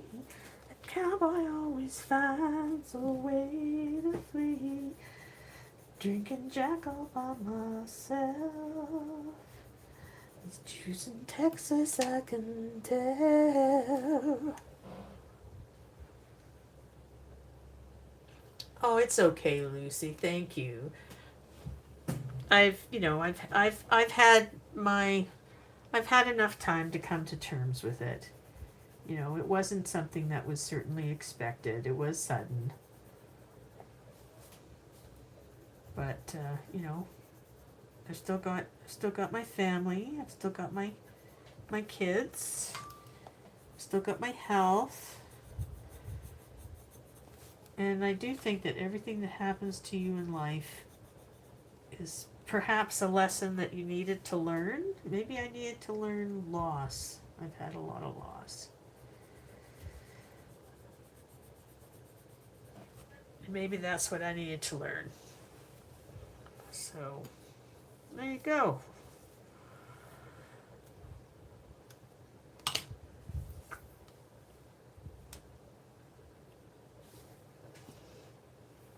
Okay, well, I'm looking at this and I'm thinking, what am I going to do next? I'm going to do some rock.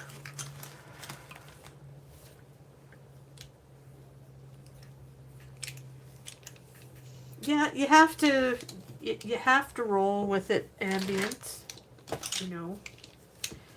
Things do happen for a reason. Everything that we do is a lesson. If not for us, maybe for someone else. You know, because it's not always our lesson that we're involved in. We might be involved in someone else's lesson without even knowing it. So, I'm going to do some of the stone. That's a French gray. That's a good one. I'm going to take some of these different grays. Oh no, I don't want silver. I don't want silver. I want grays. Yes, warm gray. Look at there. There's another barrel gray. That's an old pencil. Let me see. Here's a Davies gray from StarJoy. So I think with that mixture, I should be able to do some good job on this rock. I need to sharpen this one. Need to sharpen these too. So hold on to your ears for a sec.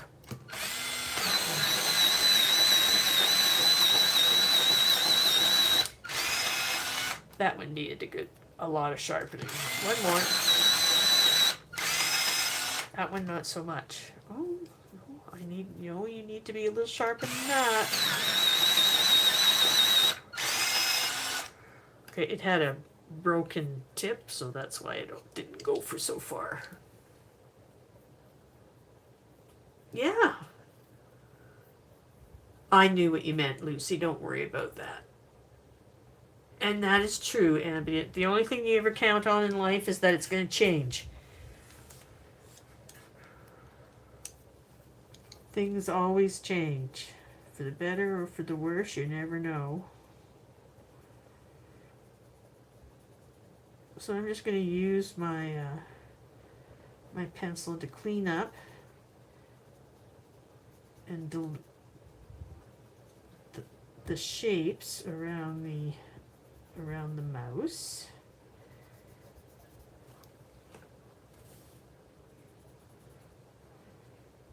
So you can kind of get the idea that it's not the mouse and it's behind the mouse. Here's this one. This is the Davies gray, a little darker. StarJoys aren't as creamy as Prismas, but they still do a good job.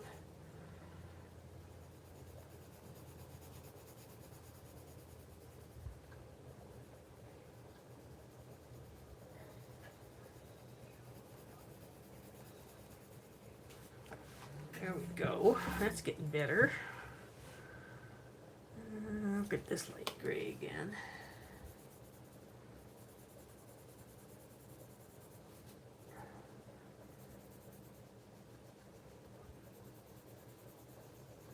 Alright, I'm just going to try and do some blotches of color on this rock, because the rock might be multicolored. We'll see how it turns out in the end.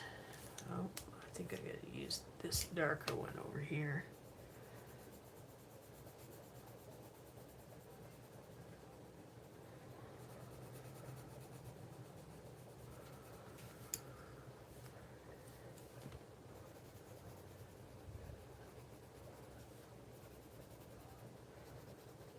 I'm just making splotches of color on some of these.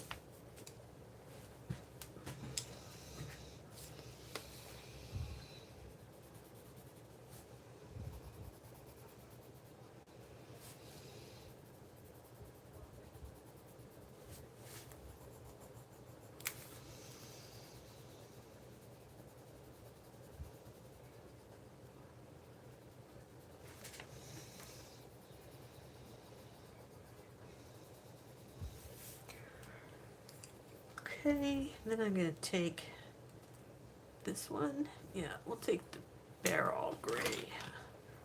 Just want to give it a little sharpness. Hey, Sharp. Are you, View? Thank you. I hope you're having a good time coloring along. Do I need to tell you what color pencils I'm using? I'm just, like I say, I just picked what I think's gonna work out of my box, my little pencil box. Now this one I'm going over the entire stone because I want to take those colors that I already put down and just kind of blend them in and make it look like a little bit of a patchy stonework, but with the overlying sense of stone color. Still got a touch of green in there, which is what I want. I don't want it to be completely gray. I want that light, that lantern light to show through, reflecting on the rocks, on the stone. And it still is. That's the goal. That's the goal, that you still get that in there. What's that? Okay, I can see why you like yellow. Yes, I like lemon yellow, works really good. I'm sure someone else would. View's always good with colors. I know she likes yellow. I'll be putting some yellow in here. I already put a little bit of yellow on the top of his ears to represent the lamplight. Okay, now I want to do maybe some of these parchments. Now they would be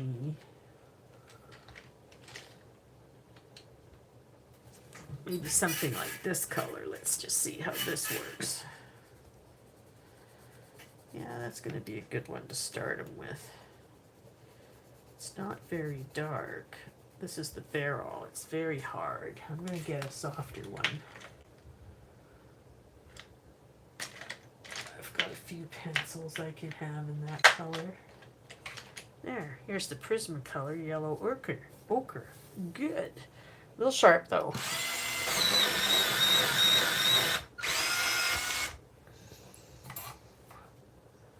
Okay.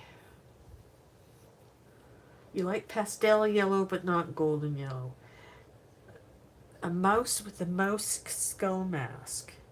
You must be behind, but it might be. This is a mouse reading a book, and this is a mouse in a library. But you might be on a different page. I like using the colors that I think is good for the page, and I find that this book is asking for not pastel colors. It's asking for colors that are a little darker. Yes, that's what I need. Colors that are a little darker, a little more dramatic. Because I just don't think this would look right if it was all done in pastels. Now, saying that, there are certain genres of books that I could see being done entirely in those colors.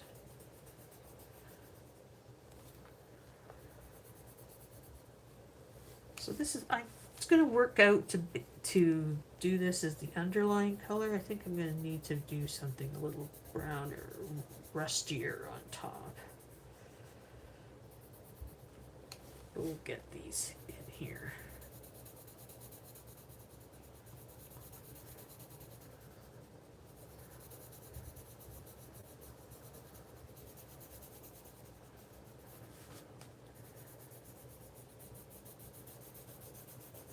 Old paper should all be kind of yellow, don't you think?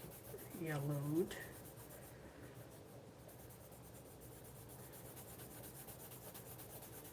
It's funny when I go through old files, you can see different versions of different ways that we used to photocopy things, and just the different types of papers that we use to send out memos and stuff on, and like, yeah, they won't last forever. Not those paper copies. Used to get fax paper. Fax paper is like really smooth. It's, I don't know what else they even used it for. I've only ever seen it as fax paper. And anything printed on that, you can't keep it for more than a couple of years. It just disappears. Ink just disappears right off the page.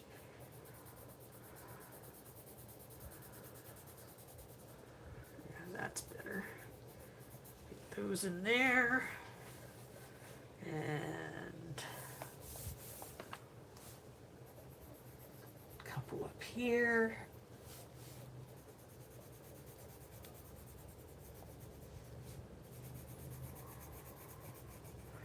I'll come back and shade those even more.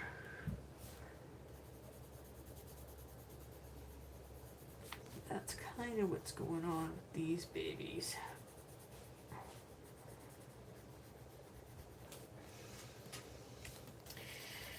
Then I want to do this book.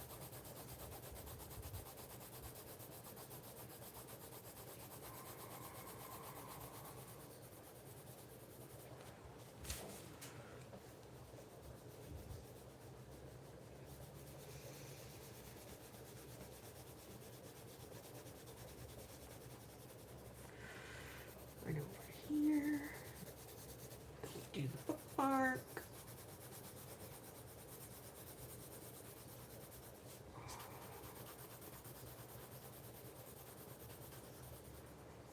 See, in the little bits of page that didn't actually get any paint on, you can see reads as even brighter. Like on this book. Okay, it's coming along. Let's get some rusty reds in here. Do some which one's this? Alizarin crimson. Yeah. Kind of a darker.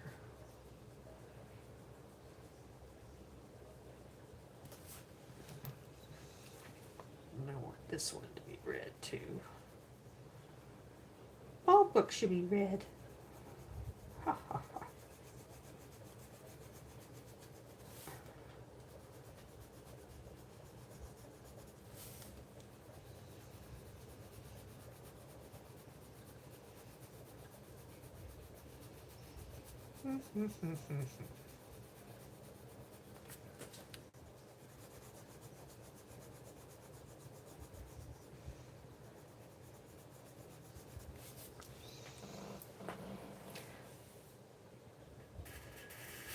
I like dramatically lit scenes. So that can be a moonlit night.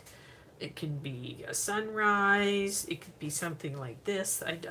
Lately, especially, I've been really drawn towards scenes that allow me to play with light and color.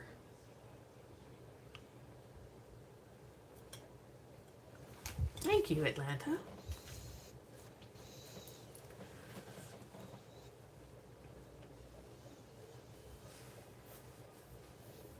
Auntie. Now, if you ask me, what's your favorite green for foliage or what's your favorite red at Christmas? Okay, well, yeah. Could be easier. Except I don't tend to use standard colors.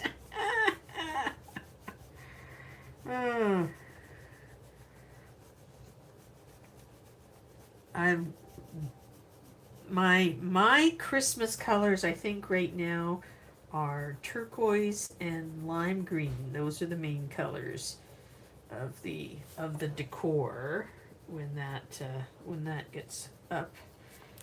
Let's see if that changes. I haven't bought any new Christmas decorations for a while. I have way too many Christmas decorations. My dad, I don't know if you guys heard this before, but my dad actually worked for Hallmark. Carrie, are you here? Yeah. We're handmade, not Hallmark. Well, he worked for Hallmark, so I got all the great wrapping paper and bows and things like that. And that was always fun. And I'd see all their fun cards that they would have.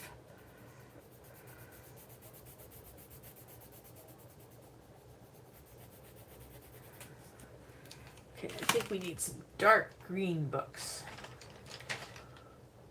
Yes. A juniper green. Hold on. Have you caught up with this, Shar? Are you up to the live start part yet? Yes, he's got a little beret on. That's right.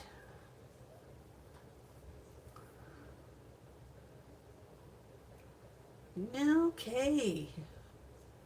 I like blues, but you know I like greens and purples and all sorts of other colors too. So I think it depends. Green happens to be one of my favorite colors, mainly because there are so many greens. You know, there are so many greens in this world. And it's the color of life, right? Not in us, but it's color of life and other things. I find this interesting how here, like he's very strong in all of his line work, but here around this lantern where he's broken up the black line work, it's almost like he's trying to say that that's a really bright light that's hitting there from this, because he's done the same thing around these openings.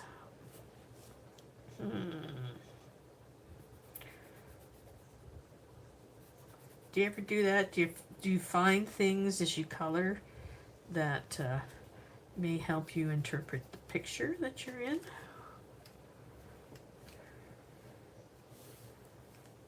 Do one. I'll do this one.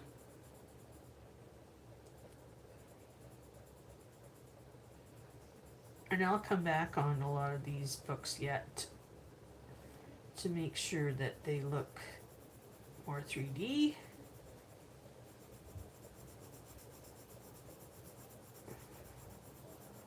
But right now I'm just applying my colors. Not necessarily the way things are all going to look when they're finished. I got lots of room to put more layers down too. But what I'm trying to do is spread the color around so it is throughout the books. Let's see. I think a really dark blue would be good. No, that's purple. Where's my... Whoops. I should have, I bet you my indigo's in the short box. Let me just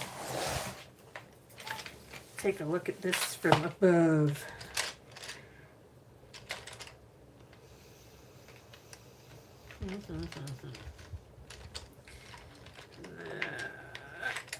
That's purple.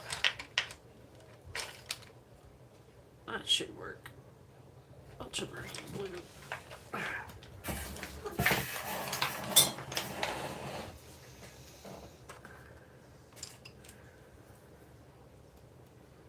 Where was I? Darken this too. I want to make that almost a blue-black.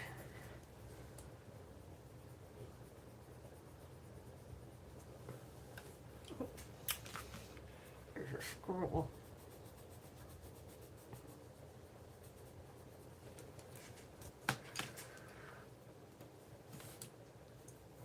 Do this one.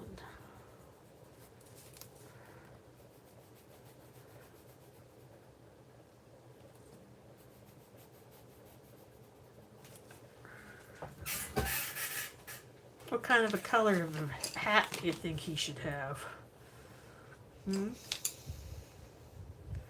Raspberry beret.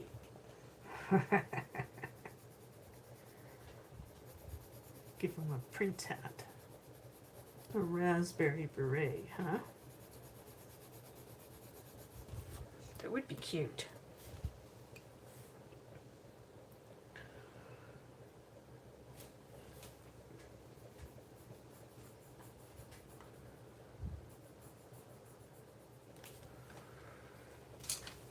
See, books can be all sorts of colors. Lots of times they're black.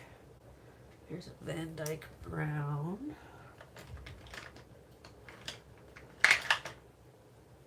That's coal. Let's see what this one does.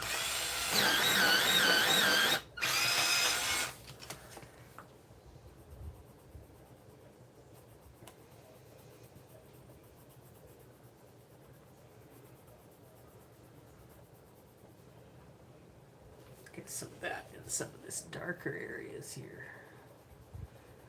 That's better.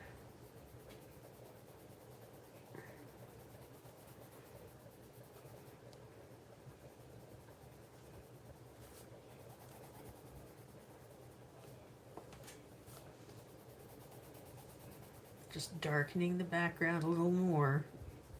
It's coal over top of the purple.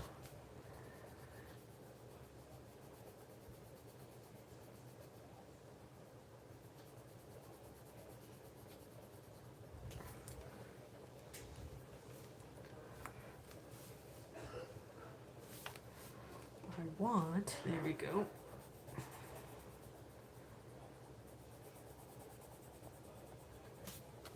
Couple of books in these stacks to not be colors.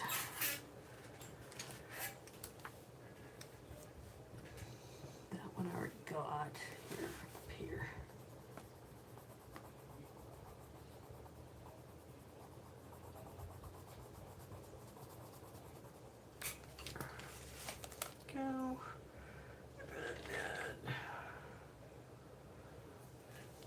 little bit of a madder red. Kind of a reddish purple mix. Here we go, this one.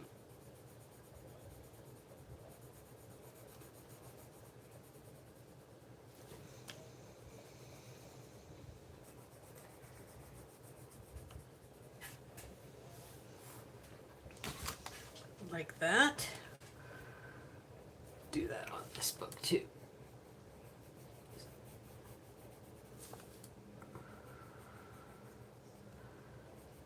We'll make it stand out from that other book. We'll make it different. Besides, sometimes you have books of the same color stacked one on top of the other. They don't all have to be different. There's that coal again. Here.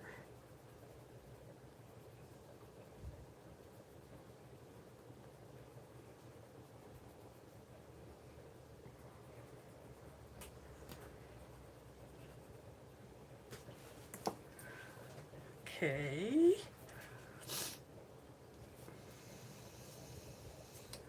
I'm going to take a rusty color.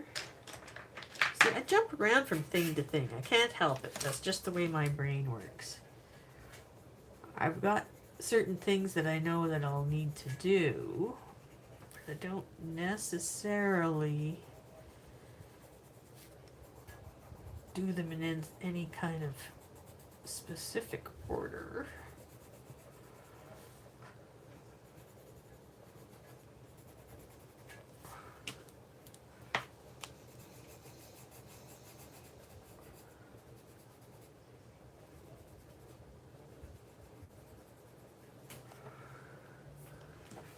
Trying to kind of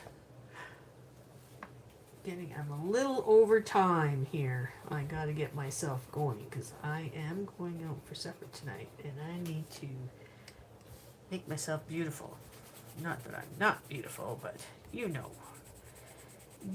know what I'm talking about. Just put a little bit of this here. So that's where I'm going to leave this one for today. We've got a good start on this.